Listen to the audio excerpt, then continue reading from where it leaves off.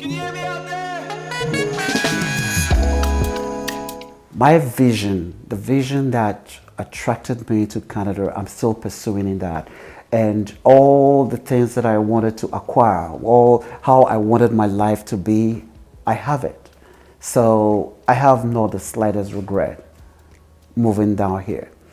And that would be a word of caution for anybody who wants to go outside, who wants to come to Canada. You should have a vision in life, you know. You should have an aim, you should have a purpose in life that you want to achieve, you know. And when you allow this vision to lead you, you end up attaining whatever you wished.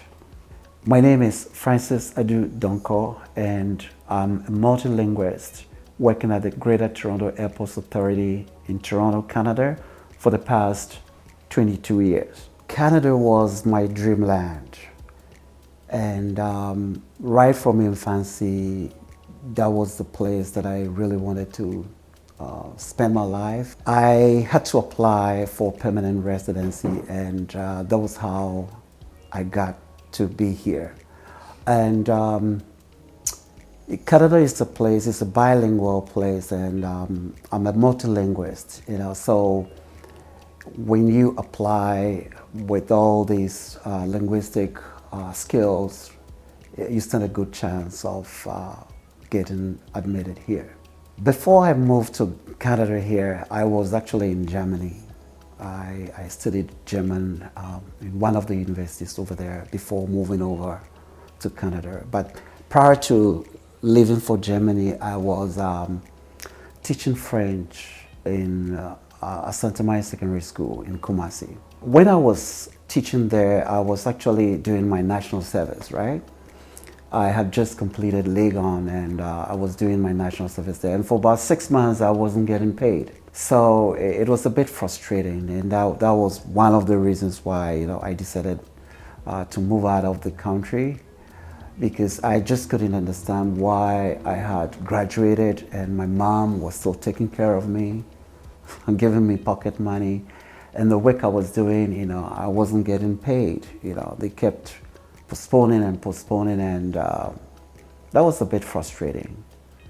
So I said, you know what, I'll just make it outside. Germany wasn't a place for blacks at that time, you know, because no matter what you do, you were not cherished, I would say. But I had a good chance of staying over there because I got a very good job at the airport, at the Frankfurt airport, right? I was a translator, interpreter at the airport, and I really enjoyed staying there. But because I wanted to have a better future for my kids, living in an environment where a black person is accepted, and that was the main reason why I moved out of Germany to Canada. Well, I wanted to be here, not doing any odd job, but to get a decent job to do, be able to have my own house, you know, have my own family here, and you know, enjoying the best of life. And I feel that that was what I purposed in my heart to attain, and I've achieved that. So I have no regrets. But to those who just want to come here for an adventure, you know, not having any aim, not pursuing any goal, I wouldn't recommend that, to be honest with you. I would say wherever you are, just try to flourish wherever you are. You know, just try to flourish wherever you are, because if you have something decent doing back home in Ghana, I wouldn't recommend living there, because life here has its advantages and disadvantages. You know, life here has its advantages and disadvantages. Let's say the tax system, which I feel is missing in back home in Ghana, and that's the most reason why, you know, nothing is working over there, because Here, there's no way you can avoid paying tax to the government. You can't, you know. And there should be a system where taxation is fully capitalized on, you know, so that whatever the income that comes out of it will be used to improve the economy, will be used to improve, you know, the social status, the environment of the country. But where all these resources are diverted into private pockets and such like, we will never develop. When I was moving out of Germany to Canada, my intention was to continue working here at the airport. The very day that I landed here in Canada, whilst my friend was running late to pick me up, I used the opportunity to interview people, to ask them how to get into the airport to work there. And one official that I met who worked for the Greater Toronto Airports Authority was surprised. He said, "How long have you been here?" I said, "This is my first day landing here." "Oh, you just landed and you want to work at the Greater Toronto Airports Authority?" I said, "Yes." He said, "Wow, that's amazing." I said, "Yeah, that's what I want to do." He told me it's going to take a long time, but he can see me being great. And when you go out, people tell you, you know, when you come here, you need Canadian experience to be able to work at the airport or that kind of stuff. You need to be here for years. I said, no, that's not with me. And to be honest with you, I landed just after 1 week. I got employed by Lufthansa German Airlines. That was where I started, because I dream big. I don't want to do menial jobs for such scanty pay, you know.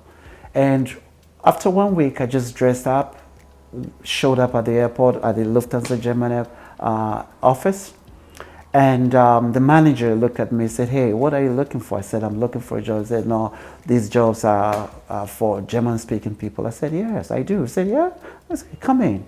You know, he interviewed me at that moment and just asked me, "When do you want to start work?" You know, so I started working decently at the airport here, and then after 2 years, I got into the Greater Toronto Airports Authority. But prior to that, I got several jobs with Hewlett-Packard, you know, as a bilingual agent. So to be honest with you, the languages that I studied has been of immense help to me. Apart from working for the airport, I've got a license as a life insurance agent. Apart from that, I'm also an author. I've started writing books, you know, to encourage my people to aim high, you know, to have vision in life. And I've been able to write 2 books. The first book was Step into the Wisdom Lane of Wealth, a book that is biblically inspired. But I can tell you that the Bible has the best financial advice for everybody, because God is the source of all finances. He is the source of all wealth in this universe. There isn't a single day that I say I was unemployed ever since I landed here. I've never been unemployed here in Canada. It's all because of the vision that I have, the preparation that I made, you know, the skills that I had.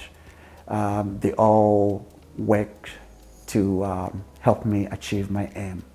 I wouldn't advise any bank manager to sell all his properties and give the money to a connection man to bring him here, because in the first place, life here is not that easy. Things have changed.